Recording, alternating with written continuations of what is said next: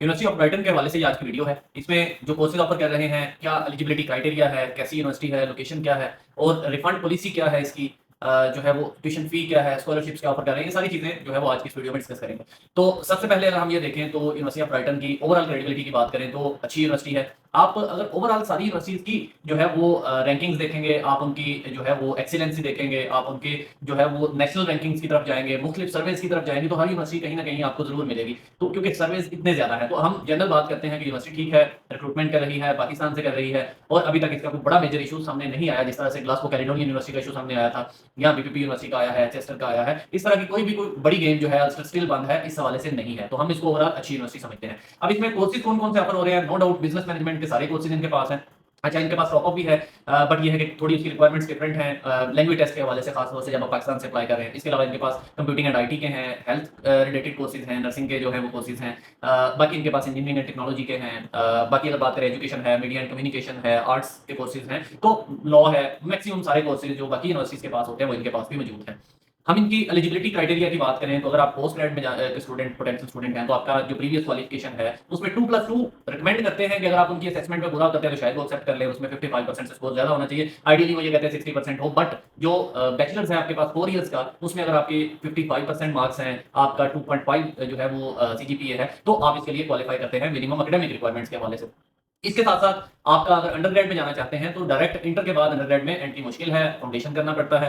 या आपके पास अगर 2 इयर्स का बैचलर्स हो, बीए, बीकॉम जो पाकिस्तानी डिग्रीज़ हैं, जैसे एसोसिएट डिग्रीज़ अभी चल रही हैं, तो अगर आपके पास वो हो तो आपका डायरेक्ट बैचलर में एडमिशन हो सकता है। अदरवाइज़ आपका टॉप अप के लिए एचएनडी चाहिए, हाई नेशनल डिप्लोमा जो होता है लेवल 4 एंड लेवल 5 का, लेवल 5 एक्सटेंडेड व्हाटसोएवर जो भी टॉप अप की रिक्वायरमेंट है वो आप उसकी ये एचएनडी डिप्लोमा की तरफ जाते हैं तो आप देन ले सकते हैं एडमिशन। या अगर आपका इंटर के बाद फाउंडेशन का जो लेवल 3 का डिप्लोमा है, अगर आपके पास वो हो या आपका जो है वो प्रीवियस क्वालिफिकेशन के बाद भी हो तो देन भी आपका डायरेक्ट बैचलर्स में हो सकता है, subject to the assessment and acceptability of this university. अगर हम इनकी बात करें आइट्स पीटी के हवाले से, लैंग्वेज टेस्ट के पाकिस्तान से एमओआई कोई भी नहीं जो है वो एक्सेप्ट कर रहे। आइट्स वही सेम रिक्वायरमेंट्स, पोस्ट ग्रेड के लिए 6.5, अंडर ग्रेजुएट के लिए 6 रिक्वायर्ड है। पीटी भी एक्सेप्ट कर रहे हैं, डोलिंगो भी एक्सेप्ट कर रहे हैं, टोफल भी एक्सेप्ट कर रहे हैं, लैंग्वेज सर्ट भी, बट सेल्ट, ईएलएलटी, ऑक्सफोर्ड भी एक्सेप्टेबिलिटी इनकी लिस्ट में मौजूद है। तो आप इनमें से कोई भी टेस्ट जो है वो एज पर इनकी वेबसाइट पे अगर आप जाते हैं तो आप इनको जो नंबर्स हैं कितने-कितने किसमें चाहिए, स्पीकिंग, लिसनिंग, रीडिंग, राइटिंग में, तो आप उनकी तरफ उसको कंप्लीट करके आप इसमें अप्लाई कर सकते हैं। फीस की बात करें तो अंडर ग्रेड की फीस 17 से 19,000 की रेंज में है, पोस्ट ग्रेड की 17 से 21,000 पाउंड्स की पर ईयर इसकी रेंज में है। स्कॉलरशिप की बात करें तो स्कॉलरशिप 2,000 से 4,000 तक नॉर्मल मिलता है, वो ऑलमोस्ट सबको ही मिलता है जो भी इंटरनेशनल स्टूडेंट्स की कैटेगरी में हो जाते हैं। वाइस चांसलर स्कॉलरशिप्स हैं या जनरल स्कॉलरशिप्स हैं तो उसमें आपको ये 2,000, 3,000, 4,000 या आइडियली 2,000 मैक्सिमम सबको ही मिल जाता है। तो ये इसकी जनरल जो है वो इसकी रिक्वायरमेंट्स की अगर हम बात कर ली है। नेक्स्ट जो आते हैं इसकी कैश के हवाले से, कैश इंटरव्यू क्या होता है, कितने होते हैं, तो कैश के लिए इनका प्री कैश इंटरव्यू है, लेकिन वो आफ्टर डिपॉजिट है जो कि थोड़ा डिफिकल्ट है। यानी अगर आपके फेल हो जाता है तो रिफंड के चक्कर में आपके 2 महीने जाया, बहरहाल वो देना ही पड़ता है। वो कैश शील्ड पे आपका प्री कैश इंटरव्यू होता है, आपको प्रॉपर इनका लिंक आ जाता है। इसके साथ-साथ जो है ये एक तो रिकॉर्डेड इंटरव्यू भी कंडक्ट करते हैं और कंप्लायंस टीम के मेंबर के साथ भी आपका इंटरव्यू हो सकता है, जिसको लाइव इंटरव्यू कहते हैं। तो ये इनकी चॉइस है, दोनों ले लें, दोनों में से कोई एक ले लें, लेकिन ये इनमें से कोई भी आपका एक्सेप्ट हो वो ले सकते हैं कैश के लिए टेस्ट। इंपॉर्टेंट डेडलाइंस जो हैं वो इनकी वेबसाइट पे सितंबर 2026 के लिए अगर हम बात करेंगे तो अनकंडीशनल ऑफर के लिए आपको 9 ऑफ अगस्त तक सारी चीजें पूरी करके अनकंडीशनल लेना है। उसके बाद सारी चीजें आपके जो इनरोली है, इनका कैश शील्ड जो है वहां पे आपको 20 अगस्त तक पूरी करनी है। यानी ईच एंड एवरीथिंग, इंटरव्यू भी पास होना चाहिए इसमें, यानी इंटरव्यू एंड तक आपका कंप्लीशन हो जाए, फाइनेंशियल अपलोड हो, एकेडमिक्स की रिक्वायरमेंट है, कोई सर्टिफिकेट अपलोड होना है तो वो भी इस पे हो जाना चाहिए। वीजा एप्लीकेशन जो है वो 7 सितंबर से पहले पहले अप्लाई करनी है, यानी ये डेडलाइन है, इसके बाद वीजा अप्लाई नहीं कर सकते। बट आपकी प्रायोरिटी सर्विस, आपकी फर्दर जो नॉर्मल सर्विसेज है उस हवाले से कुछ डिस्कशन हो सकते हैं, अगर इसके बाद हो तो प्रायोरिटी की तरफ जा सकते हैं। बल्कि रिकमेंडेड ये है कि अगर आप सितंबर के महीने में आ गए तो प्रायोरिटी सर्विस ही लेंगे। कोर्स स्टार्ट जो है वो 28 सितंबर है।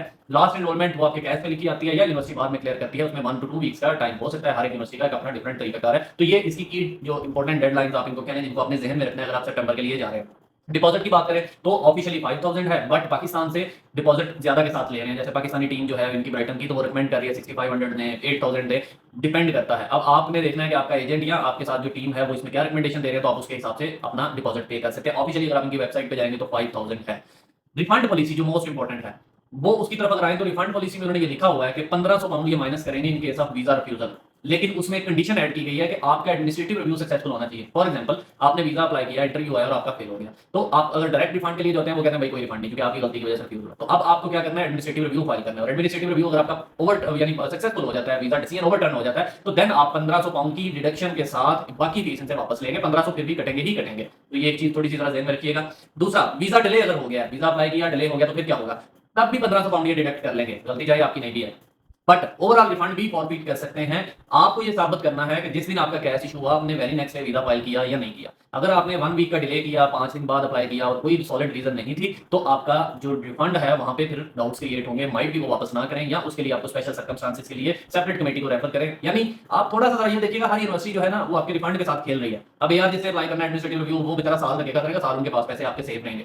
सेविंग्स में बड़े होते हैं, आपका 10,000 पाउंड है, 5,000 पाउंड है, जितना भी आप जमा करके उनको उतने पैसे उधर से निकल आते हैं साल के बाद, वो आपको वापस कर भी देंगे, फिर भी 1500 पाउंड करके देंगे। तो ये बहरहाल ये पैसे निकालना चाह रहे हैं, तो रिफंड पॉलिसी सारी यूनिवर्सिटीज की आप थोड़ी बहुत घुमा फिरा के ऐसी ही आपको नजर आएंगी कि यार पहले ले एडमिनिस्ट्रेटिव रिव्यू सक्सेसफुल होगा, फिर देखेंगे वीजा कब अप्लाई किया था। छोटी-छोटी चीजें जो ये पहले बॉदर नहीं करते थे, अब वो कर रहे हैं। तो ये ओवरऑल इसकी रिफंड पॉलिसी है। लोकेशन की बात करें तो इसकी सराउंडिंग में 50 माइल्स के रेडियस में अगर हम बात करते हैं तो पोर्ट्समाउथ आ जाता है, साउथहैम्पटन आ जाता है, आपका कैंटरबरी आ जाता है, लंदन आ जाता है। तो ये इसके 50 माइल्स के रेडियस में ये बाकी जो है इसको नियरेस्ट बड़ी सिटीज पड़ते हैं। तो ये ओवरऑल ब्राइटन के हवाले से थी। अगर आपका फिर भी कोई क्वेश्चन इसमें रहता है तो पूछना चाहते हैं तो आप मुझे कमेंट में पूछ सकते हैं। Thank you so much.